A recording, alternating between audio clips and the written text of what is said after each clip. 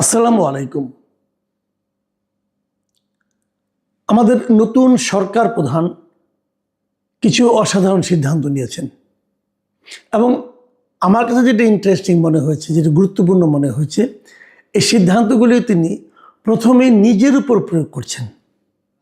যেমন উনি যখন পথে চলাফেরা করেন, ওনার বাসা থেকে উনি যখন অফিসে আসবেন, সে সময় উনি যে গাড়িটা ব্যবহার করবেন, উনি কোনো সরকারি গাড়ি ব্যবহার করছেন না, উনি ওনার নিজের গাড়ি ব্যবহার করছেন। সেই গাড়ির যে জ্বালানি, সেটা উনি নিজের টাকায় কিনছেন। এবং প্রধানমন্ত্রী যখন যাতায়াত করতেন, আগে আমরা দেখতাম, তখন প্রধানমন্ত্রী গাড়ির সঙ্গে কিন্তু 14-15টা গাড়ির একটা বহর থাকতো, আগে পিছে নিরাপত্তা অনেক রকম ব্যাপার স্যাপার ছিল। উনি বলেছেন যে এত গাড়ি আমার সঙ্গে যাওয়ার দরকার নেই, সব মিলিয়ে বহর কমিয়ে এখন 4টায় নামিয়ে আনা হয়েছে। চারটা গাড়ি থাকবে, এত গাড়ি থাকার দরকার নেই। এবং উনি বলেছেন যে ওনার গাড়িতে সবসময় জাতীয় পতাকা থাকার দরকার নেই। যখন উনি রাষ্ট্রীয় কোনো অনুষ্ঠানে যাবেন, কেবল তখনই জাতীয় পতাকা থাকবে, অন্য সময় থাকার কোনোই প্রয়োজন নেই। আরেকটা কথা বলেছেন যে উনি যখন ক্যাবিনেট মিটিং করেন, তখন এই মিটিংগুলো আগে হতো ওনার কার্যালয়ে, সব মন্ত্রীরা ওনার এখানে আসতেন। এখন এতগুলি মন্ত্রী আসতে গেলে এই ভিআইপি চলাচল হতো এবং এই ভিআইপি চলাচলের কারণে যানজট হতে পারে। এই জন্য উনি সিদ্ধান্ত নিয়েছেন যে এখন থেকে ক্যাবিনেট মিটিংটা উনি সচিবালয়ে যেই করবেন, উনি একাই যাবেন, আর কারো আসা দরকার নেই।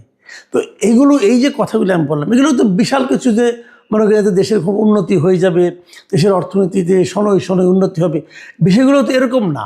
কিন্তু এর কিন্তু একটা সিম্বলিক একটা প্রভাব আছে, একটা প্রতীকী প্রভাব আছে, যে দেশের সর্বোচ্চ যিনি ব্যক্তি আছেন, মানে সরকার প্রধান যিনি ইচ্ছেগুলো অনেক কিছুই করতে পারেন, তারা তো অত ক্ষমতা তো দেওয়া হয়েছে, কিন্তু সেই ক্ষমতার প্রয়োগের পরিবর্তে উনি যেগুলি করছেন সেগুলো কিন্তু একটা উদাহরণ তৈরি করছে।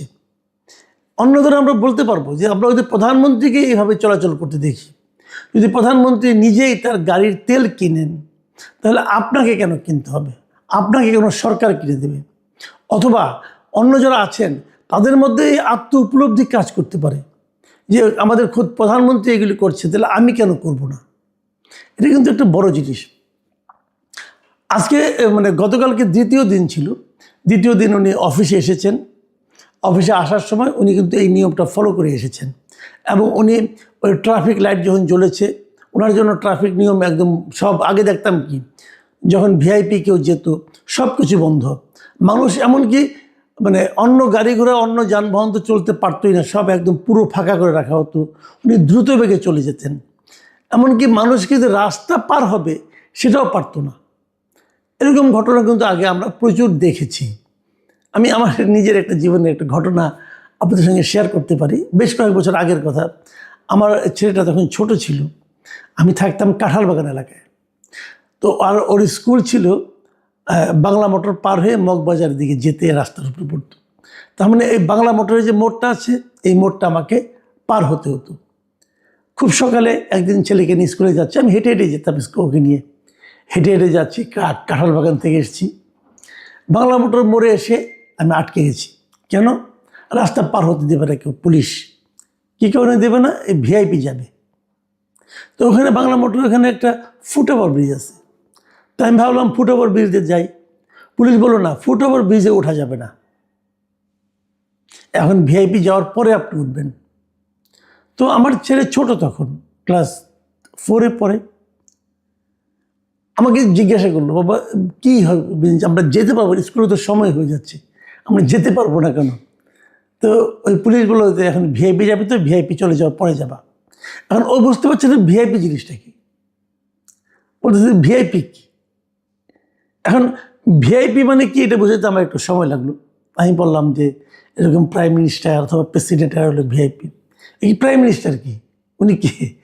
উনি দেশটা চালায়, উনি এই দেশটা চালায়, দেশটা কীভাবে চলবে না চলবে এটা চালায়, মানুষের সুবিধা অসুবিধা দেখে, হ্যাঁ, কার কী সুবিধা হবে এগুলো সে ঠিক করে দেয়।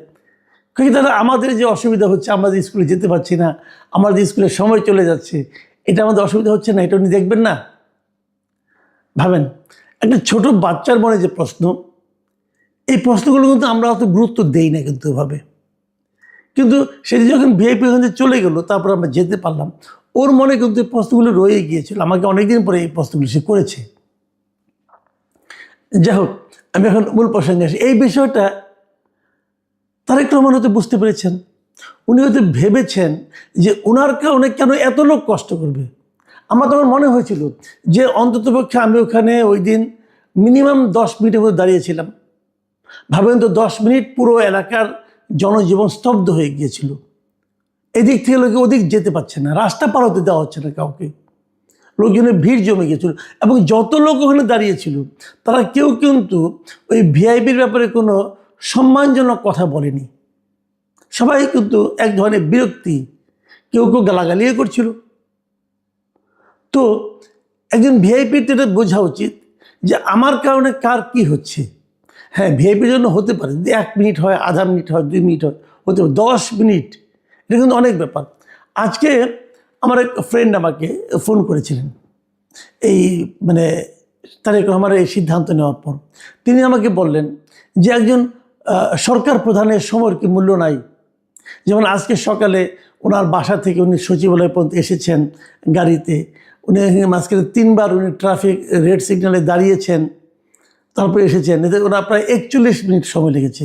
অথচ ভিআইপি মুভমেন্টের জন্য যদি উনি যে প্রোটোকলটা পাওয়ার কথা, যদি ওটা ব্যবহার করতেন তাহলে তো তার ম্যাক্সিমাম 20 মিনিট সময় লাগতো।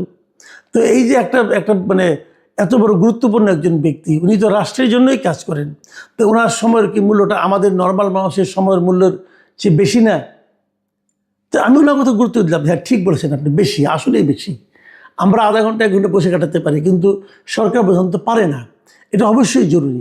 কিন্তু পাশাপাশি একটা কথা খেয়াল করেন, আমি যেটা মনে করি, উনি যদি এভাবেই যাওয়ার কথা ভাবেন যে আমি এভাবেই যাব, তাহলে নর্মাল যে ট্রাফিক সিগন্যালটা, আমাদের দেশের ট্রাফিক সিগন্যাল যা হয়, আমাদের এখানে যানবাহন চলাচলের জন্য ট্রাফিক যারা দায়িত্বে এগুলি নিয়ন্ত্রণের দায়িত্বে যারা আছেন, তারা যেরকম গা ছাড়াভাবে কাজ করেন, আমাদের চালকরা যেভাবে ট্রাফিক সিগন্যাল লঙ্ঘন করেন কিন্তু তাকে কেউ কিছু বলে না, এই যে একটা হযবল অবস্থা, উনি যদি এভাবেই যান তাহলে আমার ধারণা সেই হযবল অবস্থার একটা পরিবর্তন ঘটবে। এবং যারা এই দায়িত্বে আছেন তারাও চিন্তা করবেন যে একসময় তাদের কিন্তু প্রশ্নের মুখে পড়তে হতে পারে। সাধারণ মানুষ তো তাকে প্রশ্নের মুখে ফেলতে পারে না, কিন্তু সরকার প্রধান তো পারবে। আমার তো মনে হয় এতে বরং ভালো হবে, আমাদের ট্রাফিক সিস্টেমের উন্নতি হবে। আমাদের ট্রাফিক সিস্টেম নিয়ে কেউ কি ভাবে? আপনি দেখেন ঢাকা শহরে, আমার মনে হয় পৃথিবীতে একমাত্র শহর, পৃথিবীতে একমাত্র রাজধানী শহর, যে শহরে প্রধান রাস্তায় এত এত গাড়ি চলে। যেমন এখন দেখবেন এক ধরনের ব্যাটারি চালিত রিক্সা চলে। আচ্ছা, এই রিক্সাগুলি কোনো হিসাব আছে? এই রিক্সাগুলিকে লাইসেন্স করা আছে? পাবেন না। এই রিক্সাগুলি যারা চালায় তাদের কোনো লাইসেন্স আছে, ড্রাইভিং লাইসেন্স আছে? নাই। অথচ এই যানটা কিন্তু আপনাকে অ্যাক্সিডেন্ট করে মেরে ফেলতে পারে।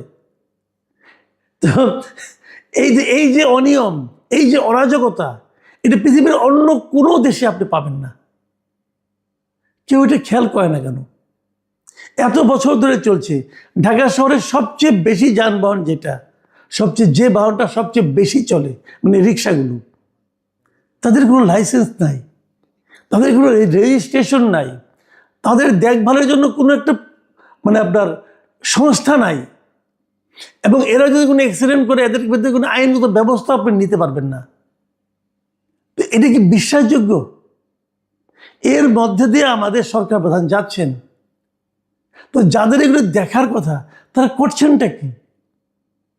তারা কিছুই করছেন না। এবং এই কিছু না করলে যদি লাভ হয়, তাহলে কেন কেউ কিছু করবে? তাহলে তো লাভ হয়। চাঁদাবাজি করতে পারে, এদের কাছ থেকে টাকা নিতে পারে, পুলিশ এদেরকে থামে হয়তো টাকা নিতে পারে। তো এই যে অনিয়ম, এই অনিয়ম তো দূর করতে হবে। কে দূর করবে?